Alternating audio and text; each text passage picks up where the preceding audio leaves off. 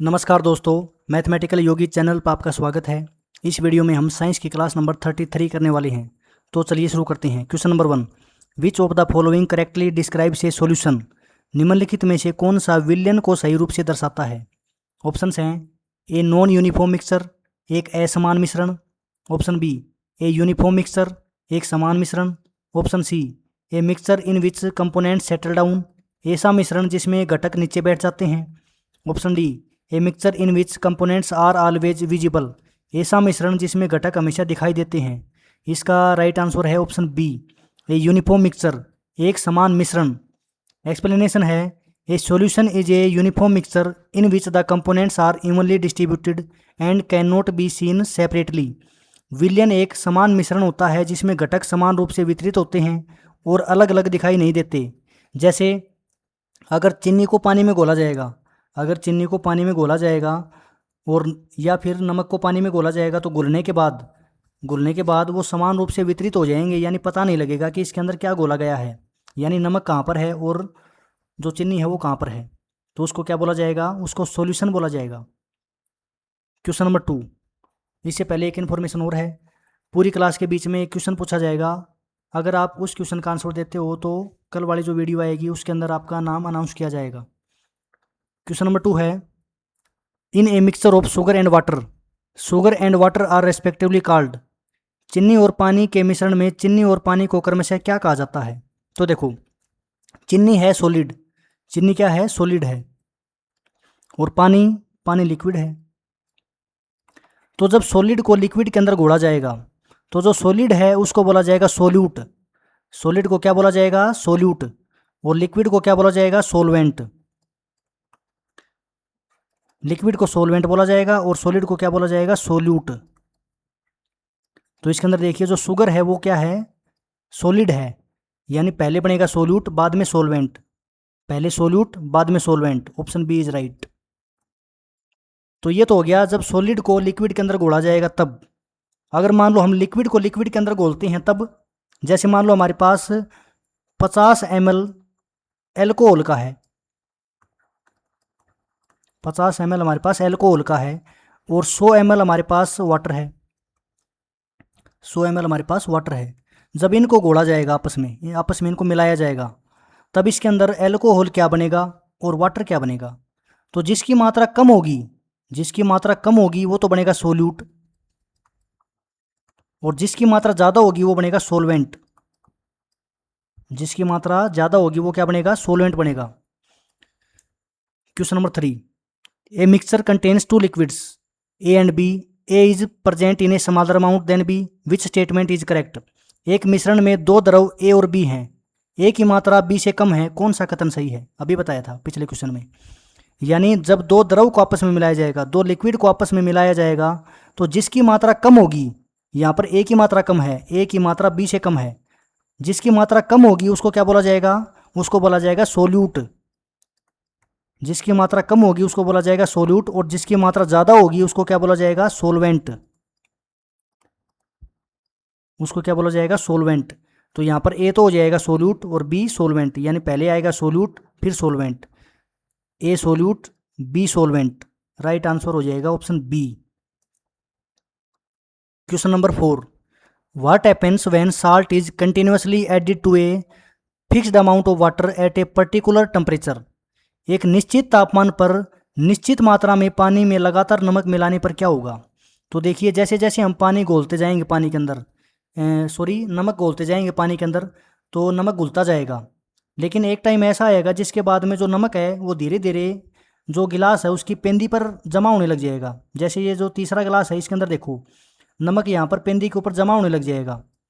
ठीक है, तो इसका ऑप्शन क्या हो जाएगा, ऑप्शंस हैं ऑल साल्ट ऑलवेज डिजोल्व, सारा नमक हमेशा घुलता रहेगा। वाटर चेंजेज इनटू ए गैस, पानी गैस में बदल जाता है।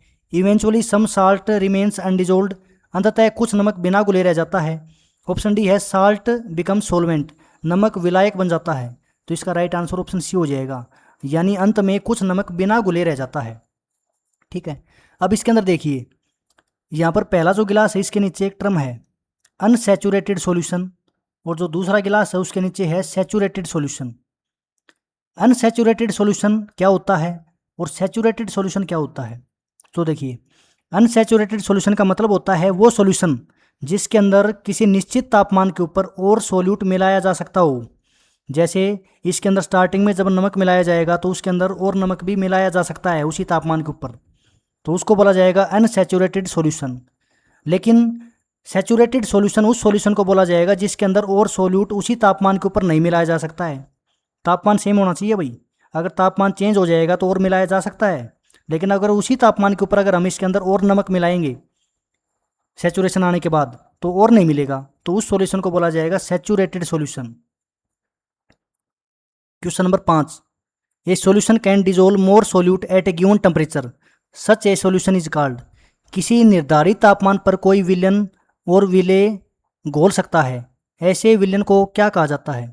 यानी निश्चित तापमान पर हम सोल्यूट सॉल्वेंट के अंदर और ऐड कर सकते हैं तो वो उसके अंदर घुल जाएगा, तो उसको क्या कहते हैं? अभी बात करी थी हमने, उसको कहते हैं हम अनसैचुरेटेड सॉल्यूशन।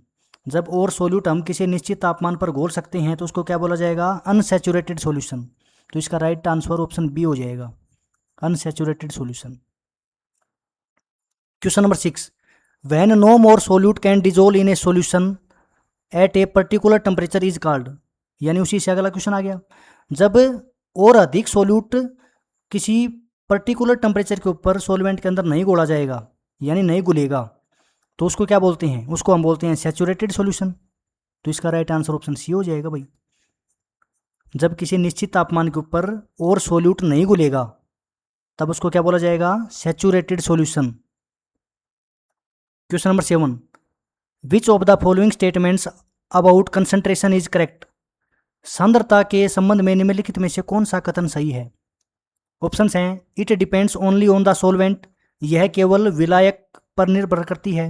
ऑप्शन बी है, it indicates the amount of solute in a fixed quantity of solution और सॉल्वेंट, यह विलयन और विलायक की निश्चित मात्रा में विलय की मात्रा को दर्शाती है। Option C, it is always independent of solute, यह हमेशा विलय से स्वतंत्र होती है। ऑप्शन डी है, it is the same for all solutions, यह सभी विलयनों के लिए समान होती है। तो इसका राइट आंसर है option B, it indicates the amount of solute in a fixed quantity of solution और सॉल्वेंट, यह विलयन या विलायक की निश्चित मात्रा में विलय की मात्रा को दर्शाती है। यानी कंसंट्रेशन का मतलब ये है कि जो सोल्यूट है वो सोल्यूट कितना मिलाया गया है सॉल्यूशन के अंदर। अगर ज़्यादा सोल्यूट मिलाया जाएगा तो कंसंट्रेशन ज़्यादा हो जाएगी, अगर कम सोल्यूट मिलाया जाएगा तो कंसंट्रेशन कम हो जाएगी। जैसे डायग्राम के अंदर देखिए, इसके अंदर ये जो बॉल्स हैं छोटी छोटी, ये बॉल रिप्रेजेंट कर रही हैं सोल्यूट को, तो इसके अंदर सोल्यूट कम है यानी बॉल कम है तो इसकी कंसंट्रेशन कम है। लेकिन अगले के अंदर देखिए बॉल्स ज़्यादा हैं यानी सोल्यूट ज़्यादा है तो इसको कंसंट्रेटेड बोला जाएगा, ठीक है। और जब सोल्यूट कम होगा तब उसको बोला जाएगा डाइल्यूट, तब उसको क्या बोला जाएगा? Dilute solution. और जब सोल्यूट ज़्यादा हो जाएगा, जब सोल्यूट ज़्यादा हो जाएगा तब उसको बोला जाएगा कंसंट्रेटेड सॉल्यूशन, उसको क्या बोला जाएगा? Concentrated solution. Question number 8, which solution is more concentrated, कौन सा विलयन अधिक सांद्र है? तो देखिए पहला जो है इसके अंदर वो है 2 spoon salt in 100 ml of water, यानी 100 ml पानी के अंदर हमें 2 चम्मच नमक की मिलानी है भाई। क्या करना है हमें? 100 ml 100 ml पानी के अंदर 2 चम्मच मिलानी है। और अगला है B 4 spoon salt in 50 ml water, यानी 50 ml पानी के अंदर 4 चम्मच मिलानी है भाई। यहाँ पर तो 100 ml वाटर के अंदर 2 चम्मच मिलाई जा रही है और यहाँ पर 50 ml के अंदर 4 चम्मच, इसका मतलब बी की कंसंट्रेशन ज़्यादा है। किसकी कंसंट्रेशन ज़्यादा? बी की, यानी इसका ऑप्शन बी राइट हो जाएगा भाई, solution B is more concentrated. Question number 9, the maximum amount of solute that can dissolves in a fixed quantity of solvent at a particular temperature is called. किसी निश्चित तापमान पर विलायक की निश्चित मात्रा में घुलने वाले विलय की अधिकतम मात्रा को क्या कहते हैं? ऑप्शन है कंसंट्रेशन, सांद्रता, सोल्यूबिलिटी विलेयता, डेंसिटी घनत्व, वॉल्यूम आयतन। इसका राइट आंसर है ऑप्शन बी, सोल्यूबिलिटी। एक्सप्लेनेशन है, solubility is the maximum amount of solute that can dissolve in a fixed quantity of solvent at a particular temperature. विलेयता यानी सोल्यूबिलिटी वह अधिकतम मात्रा होती है जो किसी निश्चित तापमान पर विलायक की निश्चित मात्रा में विलय के रूप में घुल सकती है। Question number 10, according to the chapter what generally happens to the solubility of most solids in water when temperature increases, यानी जब टेम्परेचर बढ़ाया जाएगा तो उसकी सोल्यूबिलिटी के ऊपर क्या फ़र्क पड़ेगा। तो देखिए, जब टेम्परेचर बढ़ाया जाएगा तो उसकी सोल्यूबिलिटी बढ़ेगी, यानी अगर किसी लिक्विड को गर्म किया जाएगा तो उसके अंदर हम और सोल्यूट घोल सकते हैं, यानी ज़्यादा सोल्यूट घोल सकते हैं, इसका मतलब उसकी सोल्यूबिलिटी बढ़ जाएगी। तो ऐसा ऑप्शन देखिए कौन सा है। पहला है इट डिक्रीजेज, यह घटती है। इट इंक्रीजेज, बढ़ती है। इट बिकम्स जीरो, शून्य हो जाती है। इट रिमेन्स अनचेंज्ड, अपरिवर्तित रहती है। तो इसका राइट आंसर है ऑप्शन बी, इट इंक्रीजेज, यानी जैसे जैसे टेम्परेचर बढ़ेगा उसकी सोल्यूबिलिटी बढ़ने लग जाएगी, यानी हम उसके अंदर ज़्यादा सोल्यूट मिला सकते हैं, यानी ज़्यादा उसके अंदर सोल्यूट घुल जाएगा। Question number 11, what happens to the solubility of gases in liquids when temperature increases, तापमान बढ़ने पर द्रवों में गैसों की विलेयता पर क्या प्रभाव पड़ता है। अब की बार क्वेश्चन क्या है, जब तापमान बढ़ेगा तो जो लिक्विड के अंदर गैस मिलती हैं उनके ऊपर क्या प्रभाव पड़ेगा। ऑप्शंस हैं जनरली इंक्रीजेज, सामान्यतः बढ़ती हैं। जनरली डिक्रीजेज, सामान्यतः घटती हैं। ऑलवेज बिकम्स जीरो, हमेशा शून्य हो जाती हैं। रिमेन्स एग्जैक्टली कॉन्स्टेंट, बिल्कुल स्थिर रहती हैं। तो इसका राइट आंसर है ऑप्शन बी, जनरली डिक्रीजेज, सामान्यतः घटती है। यानी जब लिक्विड का अगर टेम्परेचर बढ़ जाएगा, अगर लिक्विड का टेम्परेचर बढ़ जाएगा तो उसके अंदर गैसों की मिलने की जो संभावना है वो कम हो जाएगी, यानी गैस उसके अंदर कम मिलेंगी, उसकी सोल्यूबिलिटी घट जाएगी। इसलिए अगर मान लो, जैसे मान लो कोई तालाब है, उस तालाब के अंदर अगर ऑक्सीजन कम हो गई है, अगर ऑक्सीजन कम हो जाएगी तो क्या होगा, उसके अंदर जो एक्वाटिक एनिमल्स हैं जैसे मछली या और जो भी हैं वो मरने लग जाएंगे। अगर हमें उसके अंदर ऑक्सीजन की मात्रा बढ़ानी है तो क्या करना पड़ेगा, उसका टेम्परेचर कम करना पड़ेगा। अगर हम टेम्परेचर कम कर देंगे तो उसके अंदर ऑक्सीजन ज़्यादा मिलेगी। बहुत ही इंपॉर्टेंट बात है ये। अगर टेम्परेचर हम कम कर देंगे तो ऑक्सीजन ज़्यादा मिलेगी, यानी गैस उसके अंदर ज़्यादा मिलेंगी, सोल्यूबिलिटी बढ़ जाएगी। लेकिन अगर हम टेम्परेचर बढ़ा देंगे तो क्या होगा, उसके अंदर गैस कम मिलेंगी, यानी उसके अंदर ऑक्सीजन की मात्रा कम हो जाएगी। Question number 12, why is dissolved oxygen in water important for aquatic organisms, जल में घुली ऑक्सीजन जलीय जीवों के लिए क्यों महत्वपूर्ण है। ऑप्शंस हैं इट मेक्स वाटर साल्टी, यह पानी को नमकीन बनाती है। Option B, it sustains aquatic life, यह जलीय जीवन को बनाए रखती है। It increases water density only, यह केवल पानी का घनत्व बढ़ाती है। इट प्रिवेंट्स इवापोरेशन, यह वाष्पीकरण रोकती है। तो इसका राइट आंसर है option B, it sustains aquatic life, यह जलीय जीवन को बनाए रखती है। Question number 13, density of a substance is defined as, तो डेंसिटी का फार्मूला होता है density is equal to mass upon में वॉल्यूम। डेंसिटी का फार्मूला होता है मास अपॉन में वॉल्यूम। तो इसकी स्टेटमेंट क्या बनेगी, मास per unit volume, mass per unit volume is called density. तो देखिए ऑप्शंस हैं वॉल्यूम पर यूनिट मास, मास पर यूनिट वॉल्यूम, ये इसका राइट आंसर हो जाएगा। Mass per unit volume is called density. और इसके साथ में इसका एसआई मात्रक क्या होता है, यानी एसआई यूनिट क्या होती है, एसआई यूनिट होती है किलोग्राम पर मीटर क्यूब। और जो कॉमन यूनिट होती है जिसका हम मोस्टली यूज़ करते हैं वो होती है ग्राम पर सेंटीमीटर क्यूब। देखिए कैसे बनेगी, मास की तो होती है एसआई यूनिट किलोग्राम, मास की एसआई यूनिट होती है किलोग्राम, तो ऊपर तो आ जाएगा किलोग्राम। और वॉल्यूम की होती है मीटर क्यूब, तो अपॉन में आ जाएगा मीटर क्यूब, ऊपर आ जाएगा किलोग्राम। ठीक है, तो क्या बन जाएगा, kilogram per metre cube. Question number 14, an aluminium block has mass of 27 gram and volume of 10 cubic centimetre, what is its density, हमें उसकी डेंसिटी बतानी है। यानी मास तो है 27 ग्राम, ऊपर चलाने पर क्या दिक्कत होती है पता नहीं। मास तो है हमारे पास 27 ग्राम और वॉल्यूम है 10 सेंटीमीटर क्यूब। तो अगर हम मास के भाग में वॉल्यूम कर देंगे, यानी 27 के भाग में अगर हम 10 कर देंगे तो हमारे पास क्या आ जाएगा, इसकी डेंसिटी आ जाएगी। तो कितना आएगा भाई, 10 से भाग देंगे तो 2.7 हो जाएगा, 2.7 ग्राम पर सेंटीमीटर क्यूब। ये इसका राइट आंसर हो जाएगा। देखिए ऐसा कौन सा ऑप्शन में है, बी, इसका बी ऑप्शन राइट हो जाएगा। Question number 15, which statement about density is correct, घनत्व के संबंध में कौन सा कथन सही है। ऑप्शंस हैं density depends on shape only, density केवल आकार पर निर्भर करती है। Option B density is independent of shape और साइज, घनत्व आकार या माप पर निर्भर नहीं करता। Option C density is always independent of temperature, घनत्व हमेशा तापमान से स्वतंत्र होता है। Density has no relation with mass, घनत्व का तापमान से कोई संबंध नहीं होता। तो इसका राइट आंसर है ऑप्शन बी, घनत्व आकार या माप पर निर्भर नहीं करती है भाई। Density is independent of shape और साइज। एक्सप्लेनेशन है the density of substance is independent of its shape और size but it can depend on temperature and pressure. यानी डेंसिटी शेप और साइज के ऊपर डिपेंड नहीं करेगी, लेकिन टेम्परेचर और प्रेशर के ऊपर करती है। डेंसिटी टेम्परेचर और प्रेशर के ऊपर डिपेंड करेगी। देखिए यहाँ पर आकार बदलने पर आकार बदल गया पर पदार्थ वही है, इसलिए घनत्व तो समान रहेगा। लेकिन तापमान या दाब बदलने पर क्या होगा, तापमान या दाब बदलने पर घनत्व तो बदल सकता है, इसलिए इसका राइट आंसर बी आएगा। Question number 16, a stone has a mass of 225 gram 225 gram and volume of 90 centimetre cube, what is its density. ऐसा क्वेश्चन पहले भी आ चुका है, ये मैं आपके लिए छोड़ता हूँ। कमेंट सेक्शन में आप इसका आंसर दीजिए। कल वाली जो क्लास आएगी उसके अंदर आपका नाम अनाउंस किया जाएगा, जिसका भी राइट आंसर होगा उसका। Question number 17, an irregular stone raises the water level in a measuring cylinder from 50 ml to 55 ml, what is the volume of the stone। यानी जब किसी इरेगुलर स्टोन को पानी के अंदर डाला जाएगा तो उसका जो लेवल है वो 50 ml से बढ़ के 55 ml हो जाएगा। तो हमें उसकी वॉल्यूम बतानी है। तो फाइनल वॉल्यूम में से हम इनिशियल वॉल्यूम घटा देंगे, 55 में से 50 घटा देंगे तो कितना आंसर आएगा 5 ml। ऑप्शन बी इसका ऑप्शन ए इसका राइट हो जाएगा, 5 ml।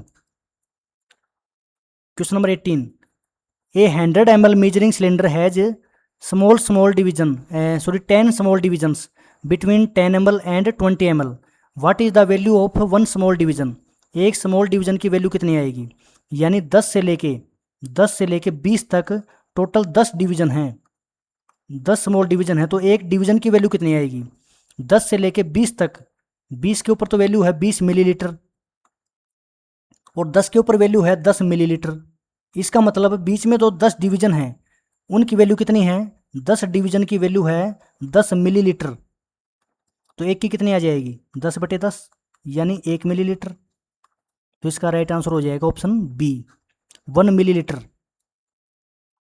Question number 19, for measuring 70 ml of water with good accuracy which measuring cylinder is most appropriate according to the chapter. अच्छी सटीकता के साथ 70 ml पानी मापने के लिए अध्याय के अनुसार कौन सा मापक सिलेंडर सबसे उपयुक्त है।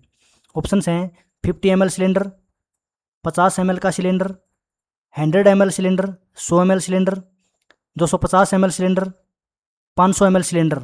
इसका राइट आंसर आएगा ऑप्शन बी, 100 ml सिलेंडर। यानी 100 ml का जो सिलेंडर है वो बिल्कुल उसको अच्छी एक्यूरेसी के साथ में मेजर करेगा, क्योंकि जो 50 ml का सिलेंडर है उसके अंदर तो 50 तक आएगा, लेकिन हमें मापना है 70। तो ये तो जो है इसके अंदर एक्यूरेसी नहीं आएगी भाई, हमें पहले 50 मापना पड़ेगा फिर 20 मापना पड़ेगा, तो उससे जो एक्यूरेसी है वो ख़राब हो सकती है। लेकिन 100 ml वाला जो है उसके अंदर एक बार में ही सही माप जाएगा। लेकिन जो बाद वाले हैं जो 150 ml वाला, 500 ml वाला, उसके अंदर क्या होगा, जो डिविजन्स हैं उनके अंदर जो वैल्यू हैं वो 1 ml से ज़्यादा होगी। इसकी वजह से उनकी जो एक्यूरेसी है वो सही नहीं आएगी, यानी हमें पता नहीं लगेगा कि एग्जैक्ट कितना हो गया। तो इसका राइट आंसर ऑप्शन बी हो जाएगा। Question number 20, what happens to the density of substance generally when it is heated. किसी पदार्थ को गर्म करने पर सामान्यतः उसके घनत्व पर क्या प्रभाव पड़ता है। तो देखिए जब किसी भी सब्सटेंस को गर्म किया जाएगा, तो क्या होगा, जब हम उसको गर्म करेंगे तो उसकी जो वॉल्यूम है वो बढ़ेगी, यानी वो फैलेगा। अगर वॉल्यूम बढ़ेगी तो डेंसिटी घटेगी भाई, क्योंकि डेंसिटी का फार्मूला क्या होता है, density is equal to mass upon में वॉल्यूम। अगर वॉल्यूम बढ़ेगी तो डेंसिटी घटेगी, क्योंकि वॉल्यूम नीचे है। तो इसका राइट आंसर क्या हो जाएगा, density increases because mass increases. ये तो गलत है, density decreases because volume increases. Volume बढ़ेगी तो डेंसिटी घटेगी, ये इसका राइट आंसर है ऑप्शन बी। इस प्रकार से हमारे टोटल 20 क्वेश्चंस थे। अगर आपको वीडियो में दी गई जानकारी अच्छी लगी हो तो वीडियो को लाइक करो, चैनल को सब्सक्राइब करो। Thanks for watching.